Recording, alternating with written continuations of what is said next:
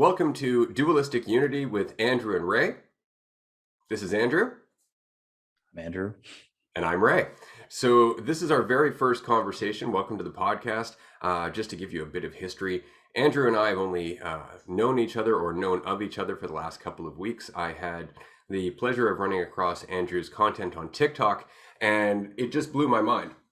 The fact that he was so clear and concise about the insights that he was having, and his intention to spread those insights for the joy that it might bring other people. So in wanting to spread that message a little bit more, of course, that my own content is of a similar fashion. So I contacted Andrew and we started talking. We had one interview, which you can find on my YouTube channel, and we've spoken briefly twice since then. So this podcast, as it goes on, is going to be a journey of Andrew and I learning from each other and learning about each other. So as a listener, I hope that you enjoy the show, and please do submit any questions or comments that you have to us on social media so that we can include you in these conversations as we move forward.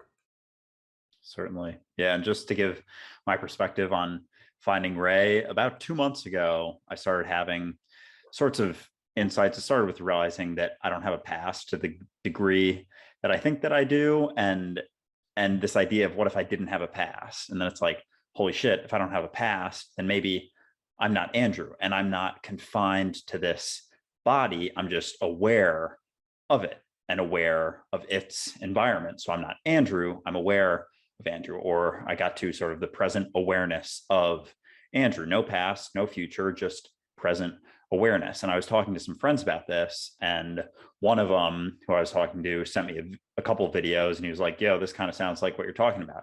And it was a video of Ray from 2005 talking about his experience in the forest, and that when he came out, he realized basically that there was no other, and everyone he's meeting was just himself. And I was like, whoa, holy shit, that's exactly what I've been realizing and having insights about. And so I clicked through Ray's page. I was like, wow, this dude makes a lot of sense.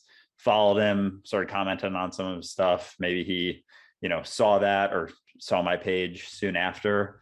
And yeah, that's just my perspective of it. But again, super excited. Another thing I think we're going to probably touch on is just, the title Dualistic Unity, and just the differences between us and how we came to all of this and got to this podcast. And we couldn't be almost any more different on the surface of things. And yet we've come to similar insights. You started to a long time ago. I started to about 2 months ago. So very early. And I'm very grateful to have someone, like you, who I can bounce things off of, because I get a lot of questions about these things and I don't always know exactly what to say about them, quite frankly.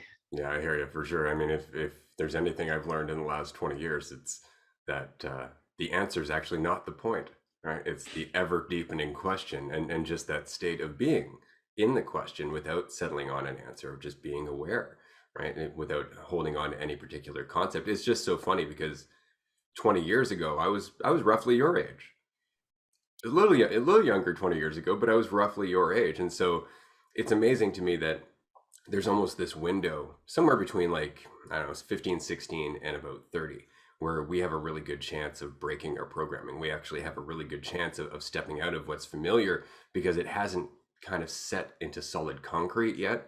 And yet when I work with clients who are older, they have such a harder time breaking those old familiar habits, because they are so familiar, because they are so set in stone over time. So when I ran across your channel, and again, you're on point and you're enthusiastic, I just had to reach out, because that needs to be encouraged. It needs the flames of that enthusiasm need to be fanned. They need to be spread, and they need to be spread more so now than any other time that I've seen in my life. Like when I first started waking up back 20 years ago, it was right after 9/11, right? So everything had changed. The entire world suddenly had become vastly more shut off. And I was waking up in that, trying to talk to people about this. And there was a few, not many, but the majority was just get back into line. Like, this doesn't make me feel safe. I want to feel safe. Stop talking about all these questions, and let's just settle on what we're supposed to do. Just get to work, Ray, was often what I would get. I actually had somebody around my age call me a nonconformist. Sounds like an amazing compliment. Right? I'm like, I happening? But that was the whole thing. And it's because we didn't want to question it. There was a few, but not many. And now there's so many people like you who are questioning it that I'm excited to have this conversation, Andrew. I really am. And again, the fact that you have so many questions means that I can sit here and just, basically be myself, because over the last 20 years, I've more or less just settled into silence for the most part. Mm-hmm. Yeah. Like I love talking to people, but when I'm on my own, I talk to myself, and it's just as good, if not better.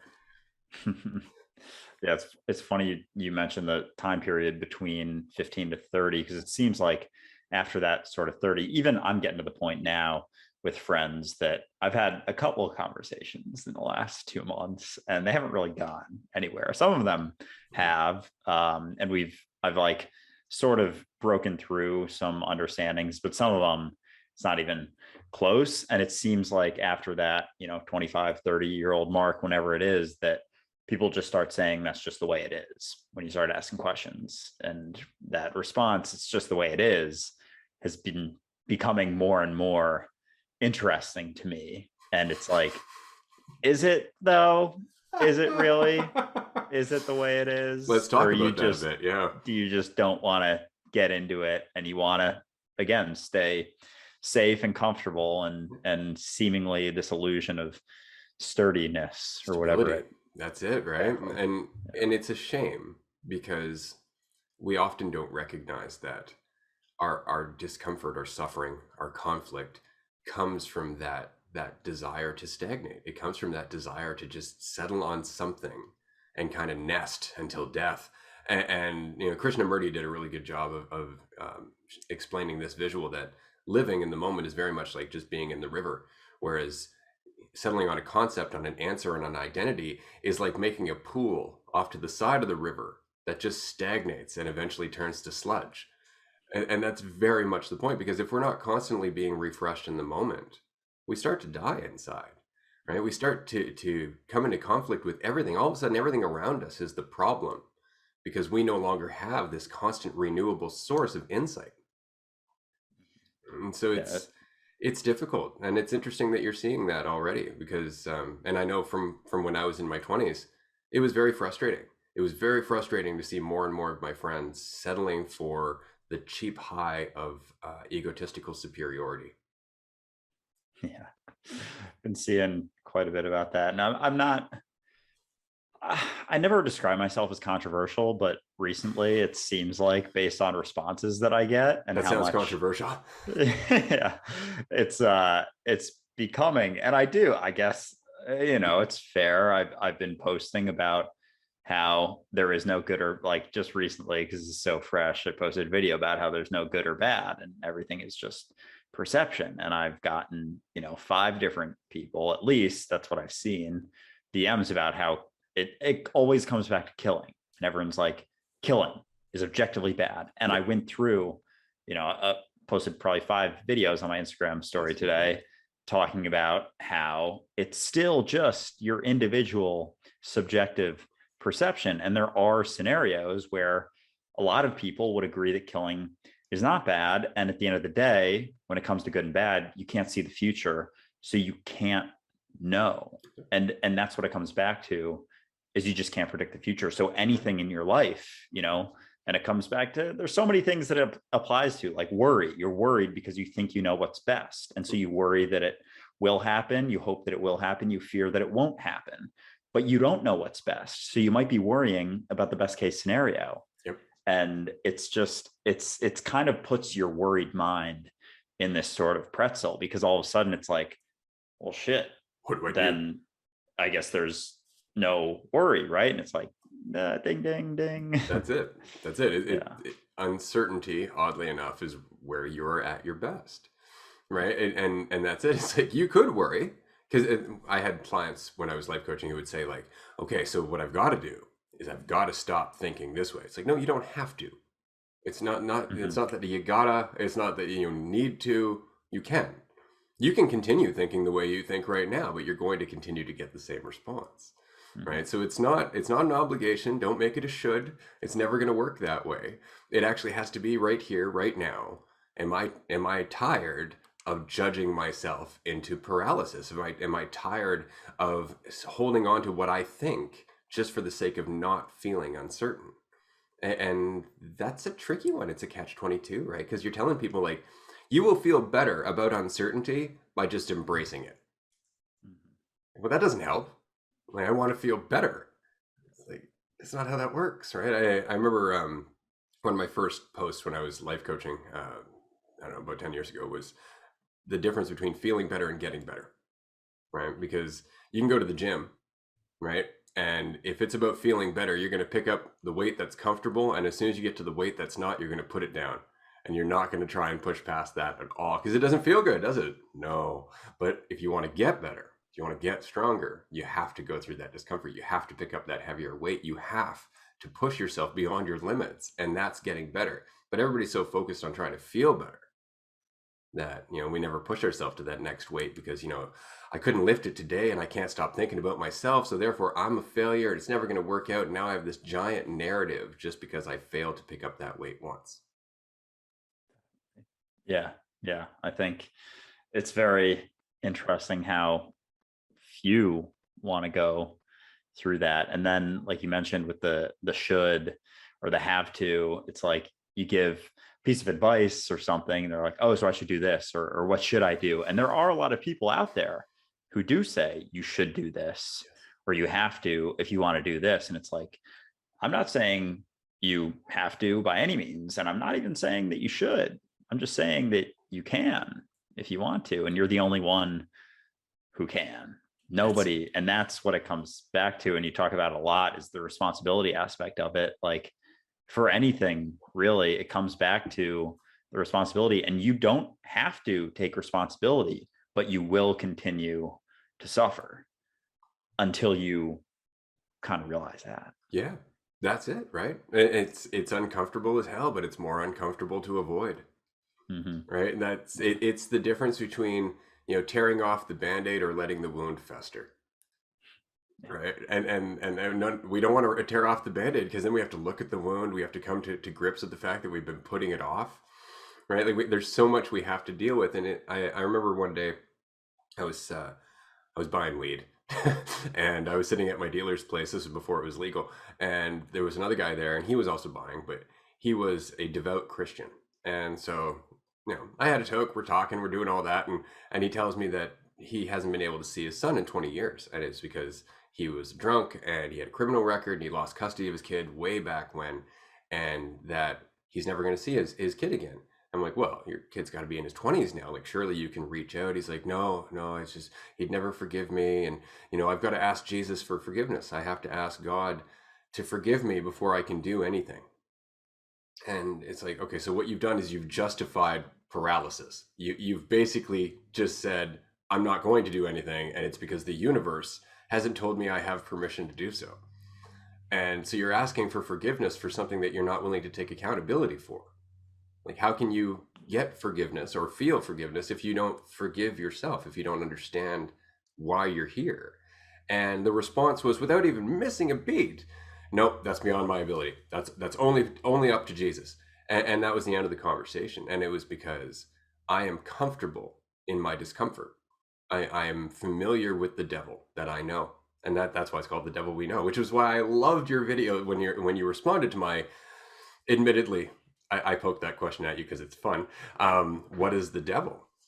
And you responded, it's the illusion of separation. It's the perception of division. And that's very much true, which is why I really enjoy the biblical references to the devil as the father of lies, right? Because when you believe your idea of yourself, it's so convincing.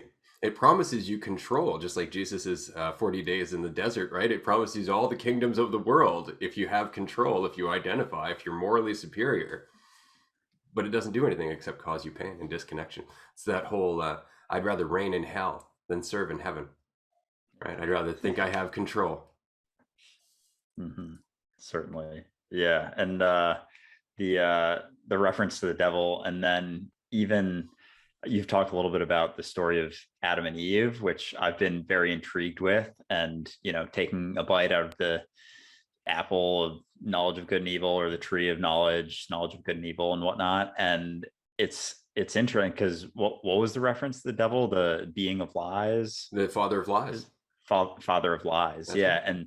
and going back to good and bad, the idea that there is good and bad and knowledge of good and bad or Inevitable. judgment when there is none. It's all That's right. this non-duality, and yet it's like the birth of this feeling of separation. Yep. And it was, caused by the serpent devil or whatever they say.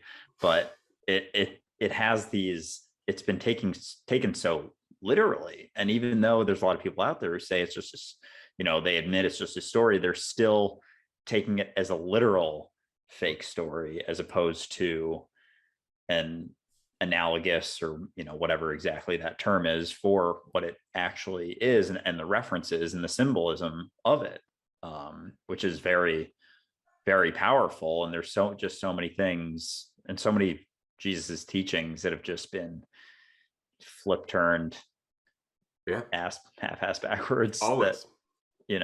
have been taken just so literally Yeah. in so many ways, and it wasn't necessarily meant to be. And I think that's what's led to a lot of the misunderstandings, it seems like. Well, because it's interesting, right? Because you may have noticed this in the last year or even the last 2 months, but there's a switch that happens in our perception. It's almost like where we're sitting within our body changes. All of a sudden, it's not that we're, in our body looking out through our eyes, but it's almost like we're sitting behind our eyes looking out at our reality. It's almost like we're in a different state of awareness, like we've just sat in the back seat suddenly and we're looking around going, this is a fun ride. Whereas before, we couldn't even stop to admit it was a ride that was happening. We were just so involved with it. And so that perception, that switch of going from a physical body to just an awareness of subjective reality is how the Bible's encoded. I'm absolutely certain of it, is that if you can't see that you are awareness, the Bible makes no sense. I mean, look at the very first commandment. Thou shalt hold no God before me. Well, that's exactly what I would write. Yeah. Right? As As God. any awareness, I would say put no concept of God before yourself. Mm-hmm. That's exactly what I'd write. And that's exactly what the Ten Commandments are getting at, right? Like, look at everything is, Abrahamic religion when it comes to monotheism for the most part. But there was the fact that Israel, which was the name that God bestowed, right? Which was, the whole people of Israel thing. Well, that name just means those who toil with God.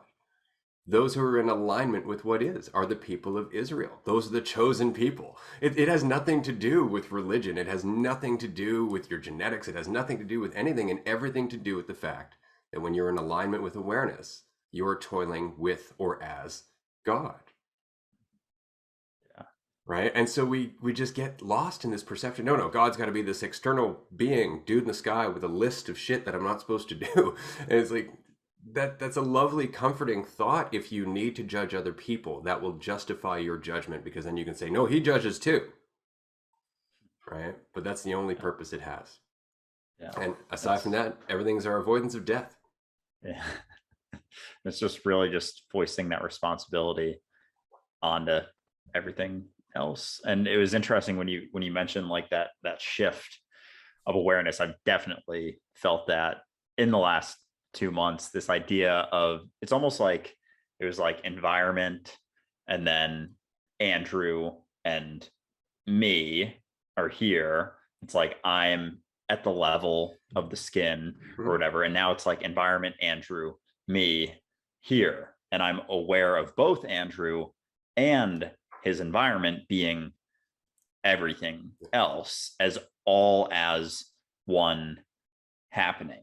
And he, rather than Andrew being the observer and the universe being the observed, I am the observer, Andrew and his environment is the observed, which is how I have seen it. But I've certainly experienced more and more almost every day this feeling of awareness of Andrew, to the point that in a lot of my videos, I'll refer to Andrew in the third person, which people find strange, but it's hard to describe, and it's even hard to explain and make.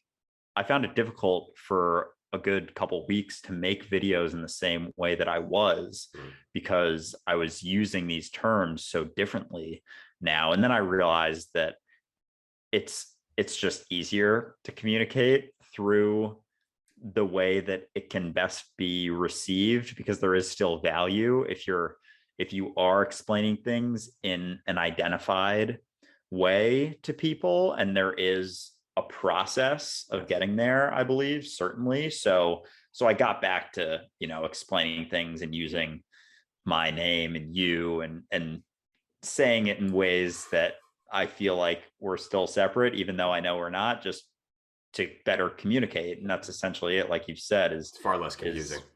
Yeah, for sure. But it's been interesting, because I did have a tough time for a little while, and my only videos for a good week after that sort of like realization was about this idea of not being the human you've been conditioned to believe that you are, and it's simply an illusion.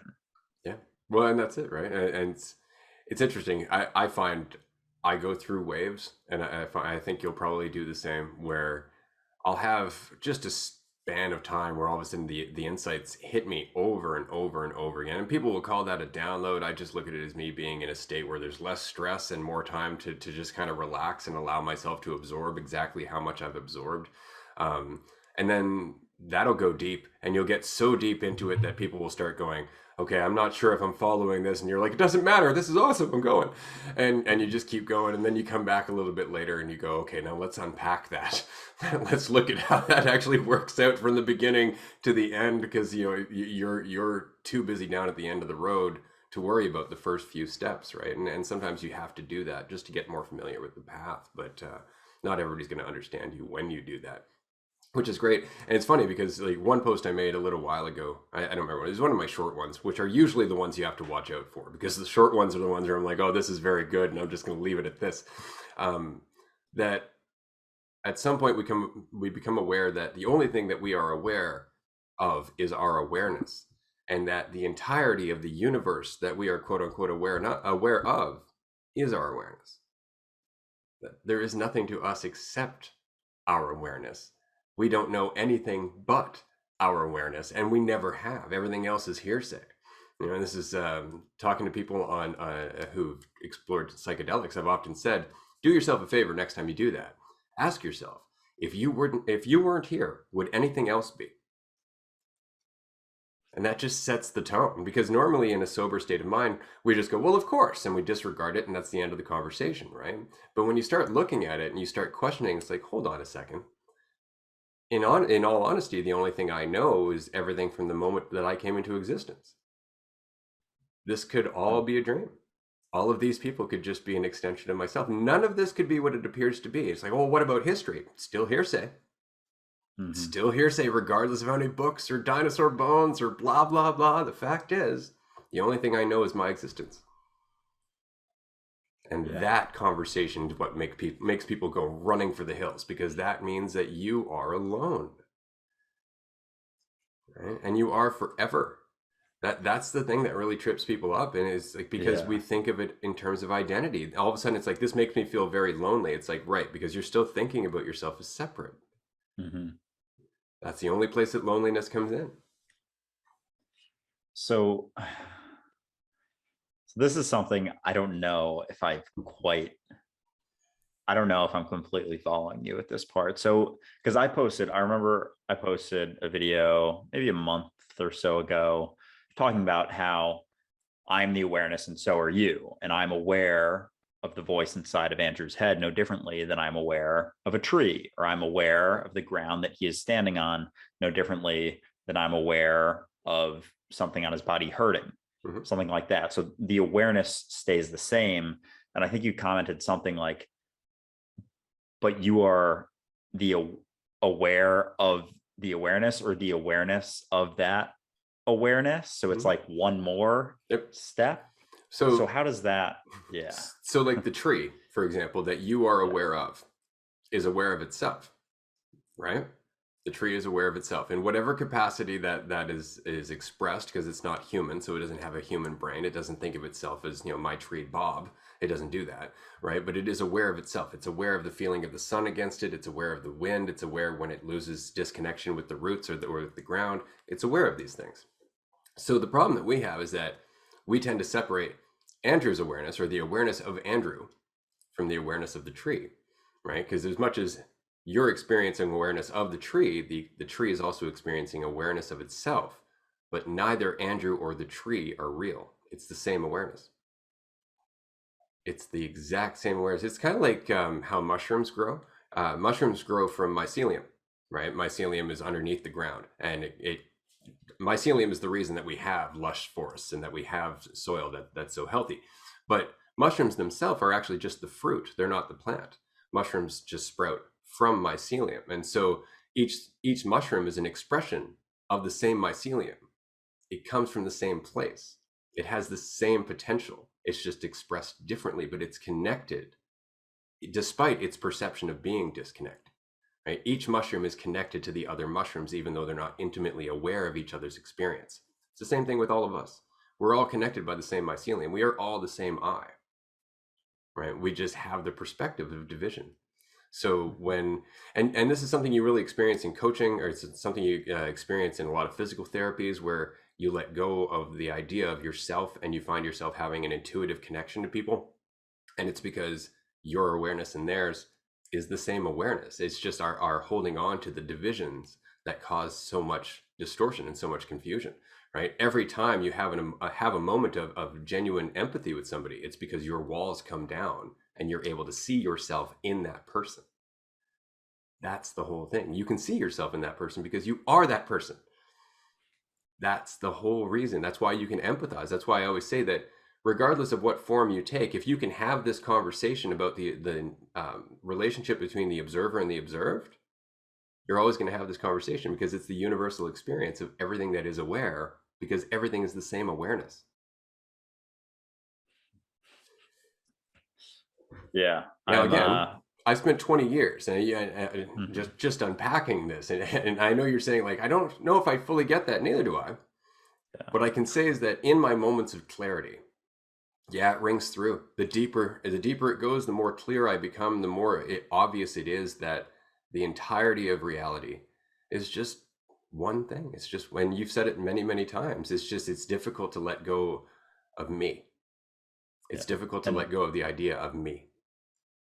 I think I'm pretty close to fully understand the idea that we're all the same thing. It's interesting, like when people will ask, well, how can we be the same? Like, is it just that strong of an illusion that I feel like, right now I'm waving Andrew's right hand and you can't wave my right hand? Oddly enough, right? I just did. Right. Or the thoughts inside of my head, I can hear them. Right. And I'm hearing them as you. But you see, that's the point, right? We get caught up in the idea of you and me being separate. Like, suddenly you being able to experience yourself somehow negates the fact that you're also me. Right? You can't experience what Ray's experiencing because Ray's busy experiencing it and you're busy being Andrew. It's really tricky because, and here's the paradoxical bit, right? Because we talk about everything being one, but we're still talking physically, right? We're still talking about the division between you and me, the perception of distance, right? That there's air and oxygen and physical land between us. But reality works in a very different way than that. Like, as much as that is true, that there is the physical, there is also the completely subjective. And the subjective is that without you here, there is no observed. Without the observer, there is no observed. And this is where reality gets really tricky, right? Because when you think of it in just terms of one being, let's just break it down to one being. So the void, which is why Genesis is such an interesting story, right? So we have the void, we have nothing, or rather we have the potential for everything. It's just unity. It could be anything, but it's not currently anything. It's just potential, right? In that comes the split, the perceptual split. It's not an actual split. It's just within that potential, there's the potential for the unity to observe itself as separate, right? So now you have the subjective reality of an objective reality. You have the observer and the observed, and they create each other. They are the same thing. They're not disconnected, right? So that is reality in a nutshell. That's your existence. You are not separate from your reality. The observer and the observed are one. Your awareness is reality itself. The paradoxical bit is that everything that is in the universe comes from you being the observer of the observed. So I'm within your consciousness. Everybody else is within your consciousness. Everybody else is within your awareness, and you're within ours. And that's the paradoxical bit, is that we're all within one another's awareness, and we experience it as a physical universe. And that's how messed up this is, which is why science is having so much problems trying to explain physical distance, why everything is connected. And again, the whole multi-universe theory, or multiple timelines, or alternate realities. Because all of this stuff is real. All of it stuff is possible. Yet we can't explain why we can't just jump from one reality to another. And that's the age-old question. It's like, why? Why can't I? And it's like, is it just because I'm so committed to this? Exactly what you asked. Is it just because this seems so real? And that's what your shamans of ages past have tried to get past. That's why the indigenous tribes of Australia call this the dream time. They actually look at this as the dream time. There are tribes in Africa, same thing, that we are multidimensional travelers who got trapped in an illusion. These are all old tribal myths way before science. So it's not a new conversation, right? But it comes back down to that question of what is possible? Exactly how real is this? And if I continue to question it, does that change the influence that we have over the observed? The more we break down that division between the observer and the observed, what does that change? What is possible for us as a species, or us as an awareness, which is a better question, right? This is where magic comes in. This is where all of this interesting, mysterious stuff starts to come into the conversation, because you can't, this is where reality becomes more fun, because all of a sudden everything is questionable, right? Even the nature of our own existence. Because I'll admit, I don't know I exist. And I mean that completely. I know that there is existence. I know that I am experiencing existence, and I experience choice, but I also know that all of my choices are the result of the influences that I've had before now. And that, because of those influences altering my choice, I can't necessarily say that my choice is separate from the will of the whole. And if my choice isn't separate from the will of the whole, then there's no real me, in which case it's just the whole. And that's me. So it just keeps coming full circle back to your existence. Yeah, that got through. I get that. I think that's something, the idea of whether or not we have free will, I think helps supplement this explanation pretty well. And the idea that there was never a choice, it seems like. It was like there were infinite possibilities, which happened, and here we are. And here we are. And the story you mentioned of Genesis, and how, infinite possibilities, and it unified whole becoming just not separate, but this illusion of separateness, and the observer and the observed being the same thing still, but it's like, I don't know, molded maybe into this idea of, instead of being a unified whole, now it looks like a tree, and there's, leaves on one side and leaves on the other, and they're all the tree, they're all the unified whole. It just seems like, they're different because, the wind's blowing on one side, that one's moving, it thinks it's moving, but it's not, it's the wind happening, which who knows where that comes from, somewhere else, right? Probably, and the other one's not moving. So it's like, hey, I'm waving my hand over here, how can I do this and you can't wave my hand over here? And it's like, that doesn't take away from the fact that you're still the tree. And so I think, the idea of, so when it comes to free will, because I think I've heard you talk about how, like, we do and we don't, from the idea of being a unified whole, there was an infinite, possibilities, and we we it I don't know what the term is, created an illusion of separateness, or illusion of separateness manifested, and Here we are. years and years and years, etc. Here we are. I can't tell you how And much I enjoy the fact that you're experiencing my hell in trying to communicate this with language. So I just wanted to say that this is exactly how I feel, and the reason I've been so quiet for so long is yeah, because it's not an easy subject, yeah, right? it's It's fun really though. not. It is fun. I Well, that's it. It's fun, but it requires courage. It requires a good deal of courage to even entertain the idea that there aren't other people, right? Mhm. And you have to be willing to go beyond the conventional idea of sanity, right? Like that, I've Yeah. often said that awareness lies on the edge of sanity. I mean, you have to let go of the idea of being sane and insane in order to see what's there, because there's no such thing as insanity or sanity, right? Like it's just, we're just talking about cherry picking perspectives as what we like and what we don't like. It's like what you were saying about good and bad, right?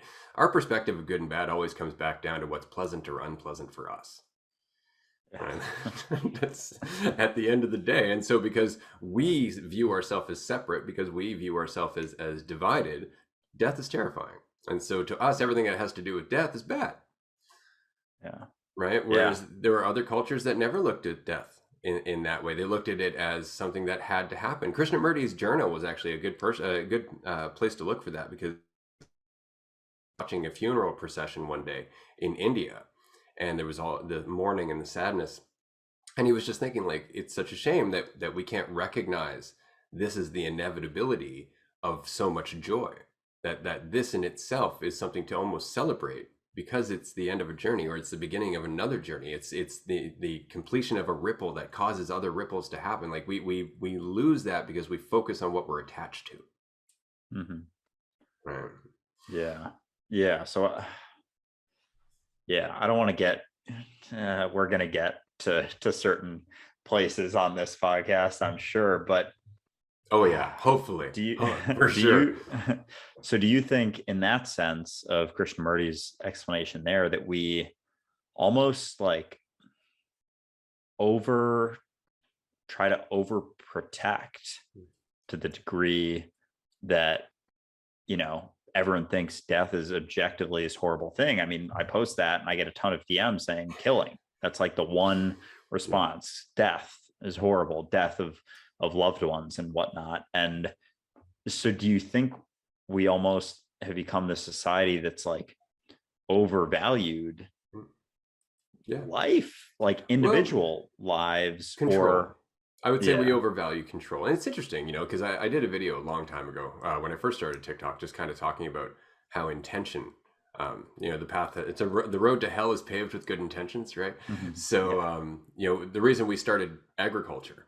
was because up until that point, we had to live by the will of the land around us. If there wasn't enough food from year to year, our population diminished as a result. And that's what kept us in balance.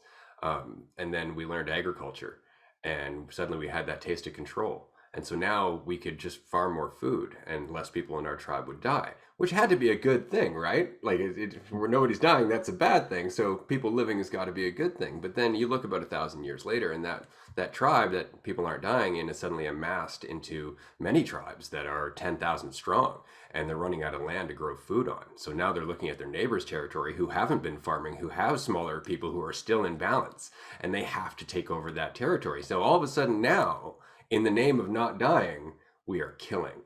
And we're justifying killing because we want their land. This is something, again, Krishnamurti said, is that progress is inevitably being fully armed on enemy lines. And eventually you need to expand into other territory, because progress never ends. The entire concept of progress is that we're always needing more. We're always doing more. It's like, when is enough enough? Right? So in our pursuit of avoiding death, we perpetuate death, right? In our pursuit of avoiding loss, we create more loss. And there's a balance in that. That's why the indigenous tribes in North America, they always looked at things in terms of 7 generations, right? Like if we're going to make a decision that's going to change how our tribe lives, whether it's, we're going to start farming oysters, or we're going to start, cutting down this particular part of the forest, which of course is not the point, but if we're going to do something, we need to consider how this is going to affect life generations down the road. And that's why, we look at their progression as a tribe to be a slow progression technologically. But the fact is that they didn't end up causing huge amounts of wars. They didn't pollute the crap out of the earth. They didn't, create an economy that became more important than their humanity. And it was because they lived within the idea that death is going to happen. But because we come from the earth and we return to the earth, we're never really dying, right? And that's why there was all this respect for their ancestors. There was a respect for their predecessors, the stories of before, right? It was because they saw themselves as an extension of it, rather than it happened before now. And if I die now, it's all over. And that's a Christian thing, right? Or rather, that's an egotistical thing. My old programming is there. I don't like Christianity. I've said that many times, right? But I feel like that about most monotheistic religions, because we focus on death like it's the point. Like a Christian's highest aspiration is often to die, because that's when they'll meet Jesus. And that's terrifying and really sad, because they're missing the entire point, or they're missing the kingdom, as it were, waiting for the kingdom that they're going to die and they have to start over again anyway. Yeah. Might as well enjoy it while you're here. Exactly. Yeah.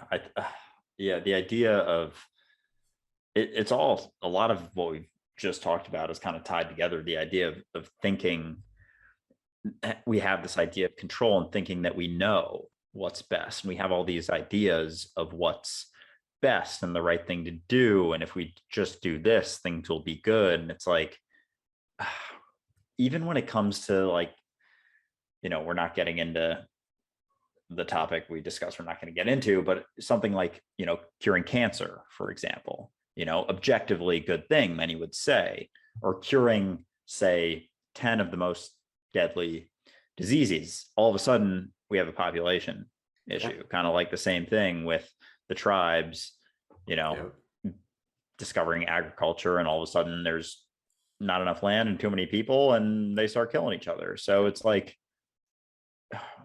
people get so stuck on this idea of control and knowing what's best, and even down to the littlest thing of getting worried about a job interview, thinking that job is the best thing for you. And it's like, that job could be a horrible way to spend the next 2 years. And if you do you don't get it, then you might, find a job you do like. Yeah. And then it's like, well, then what do I do? It's just like, do your best and don't worry.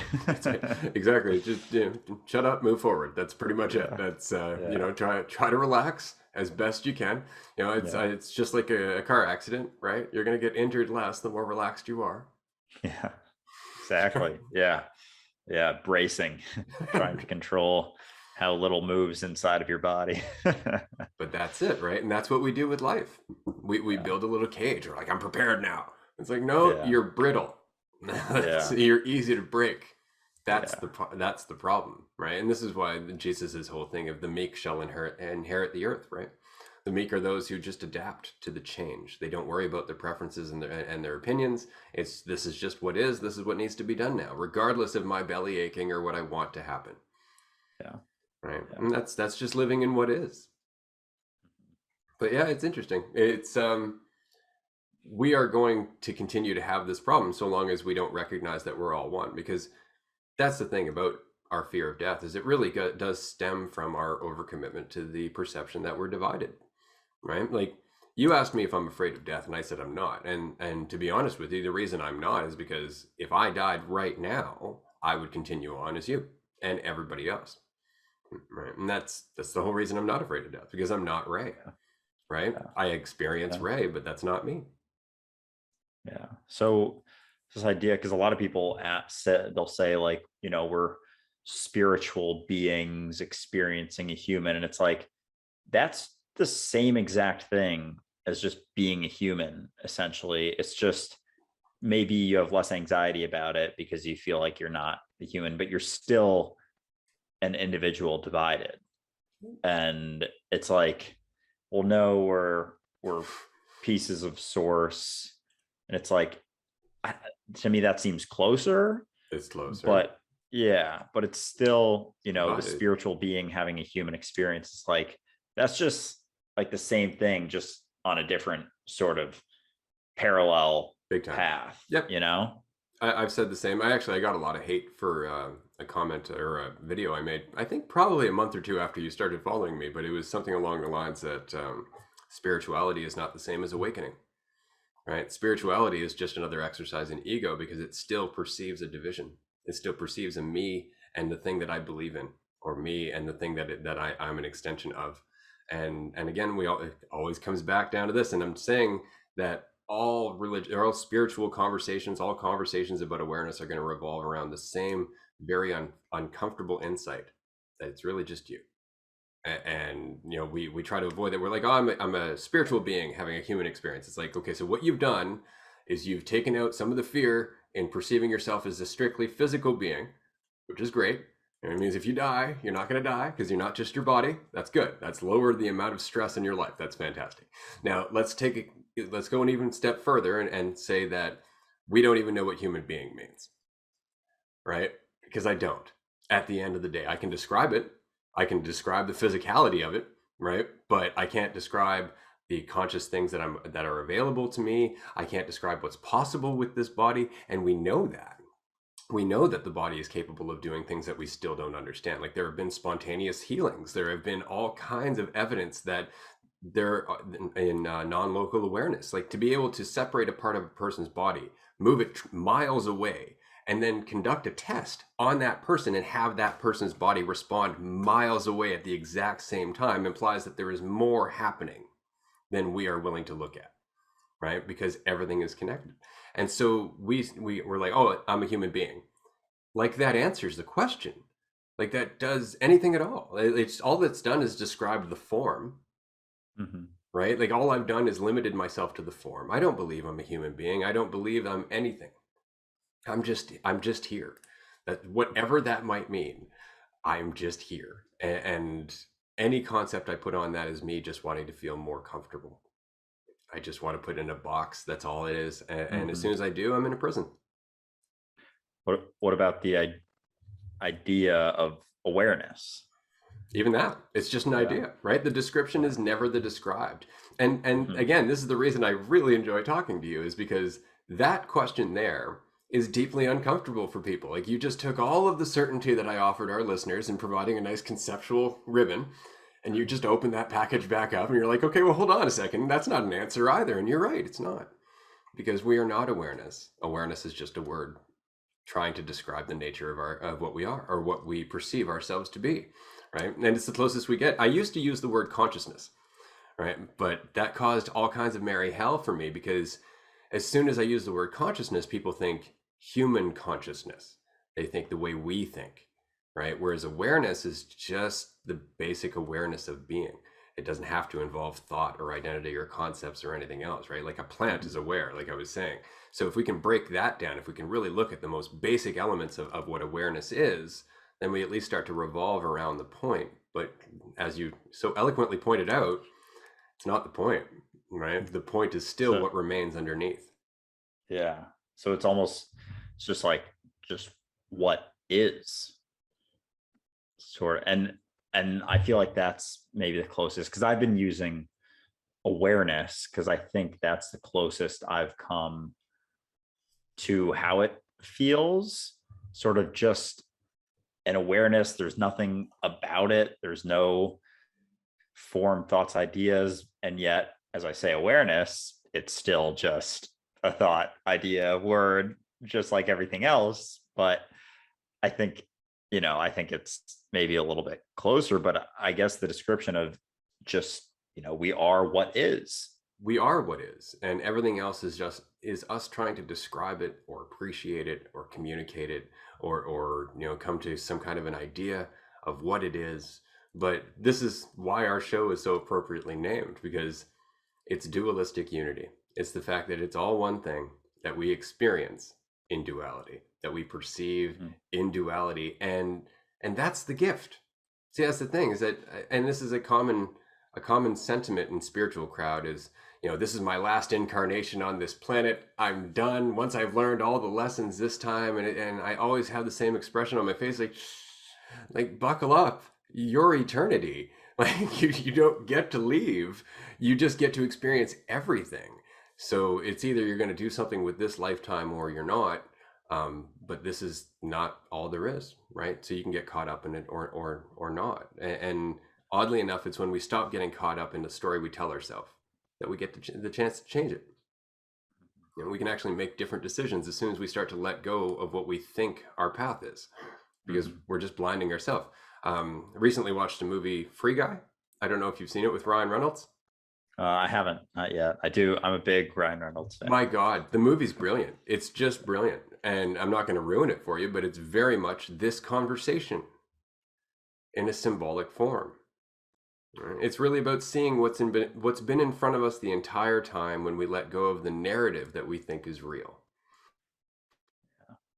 And that's unity at the end of the day. Every religion has said the same thing. It's just seeing past the division. It's just, well, every religion, every spiritual person who has become aware of themselves. Usually those are the people that religions are formed from. So I'm not going to give religion the same credit, because religion just works off of other people's hard work.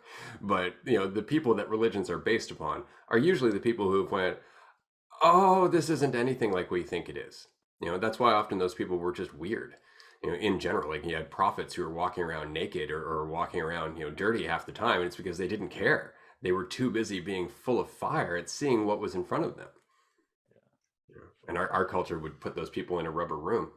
Yeah, seriously. I know. I think about that sometimes. If, you know, if there was ever a second coming of Christ or something, would they ever notice? Given what he was actually saying, it's like, it's almost the opposite of, especially with in the West, how, you know, westernized Jesus has become. You know, he's like this, you mean white hippie Jesus? Yeah. yeah. It's like he's this Middle Eastern dude who's like probably did a ton of drugs and figured shit out. It's like, Yeah. he's become this good schoolboy who happened to have long hair. Yeah. We're going to ignore the fact that he, you know, kicked over a table and started whipping people in a temple. Right? Yeah. By far my favorite Jesus story. Right? It's just, it's like, okay, so obviously he still had opinions. Yeah. Obviously he's still, and you know, I haven't made this TikTok post as yet, but it'd be a good conversation for our next podcast, I'm sure. Contrary to what Christians would like to say, I think Jesus screwed up. I think that Jesus screwed up. I think that he missed the window. I think that to some degree, what he was saying was true. I am the way, the truth, and the life. That I, and we are all the same I, is the only way, truth, and life that there will ever be, that we're all the same thing. But that he kept saying, I am the way, the truth, and the life. And as a result of being surrounded by egotistical people, they went, he is the way, the truth, and the life. And I think that it would be more effective, as we are doing now, to tell everybody else, you are the way, the truth, and the life. You are far more important than my perspective of me. You know, and that was the one thing that really changed for me between my video in 2005, which you mentioned at the beginning of the show, and now, was that back in 2005, there was still a lot of me. There was still a lot of I am awareness. I am the universe. I am. All that's changed is that I'm less and less attached to the idea of I. Right. Oddly enough, that's made things a lot easier for me. Yeah, I can imagine. There's not too many fears and worries coming to that realization. Right. Because I mean, what's the worst that can happen? I adapt. Yeah. Yeah. Exactly. Huh. Yeah. I think this would be a good place to end episode 1.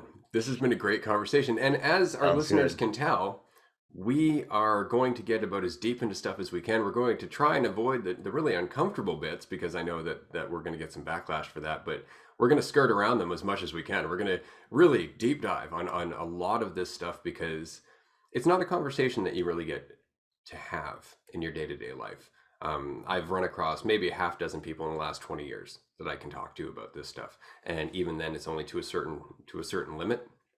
So I understand that there are going to be things that we're going to talk about on this show that aren't going to sit well with everybody, but I would ask that they give us a little bit of patience and indulgence, because given enough time, we will eventually bridge that gap and make it make sense from both perspectives. So Yeah, it's really just about exploring it, and coming back to the idea that there's nothing wrong with questioning so long as we're not trying to hold on to an answer. exactly. And I think on that point, for people listening, if you are, specifically curious about a certain thing, feel free, DM us, comment on posts about this, questions that you have specifically. If there was something that was said, it's like, I kind of get this, but can you spend a little bit more time? And, we'd be happy to discuss further. I think there's an infinite amount of things that we're going to get into on here, barely scratching the surface. And I know I'm incredibly excited for Me what's too. to I'm come. so excited. And again, the less that we think about ourselves, the more our audience is an extension of us, and we're all going to have this conversation together. We're having one collective conversation with ourselves. Exactly. Awesome. That's really good.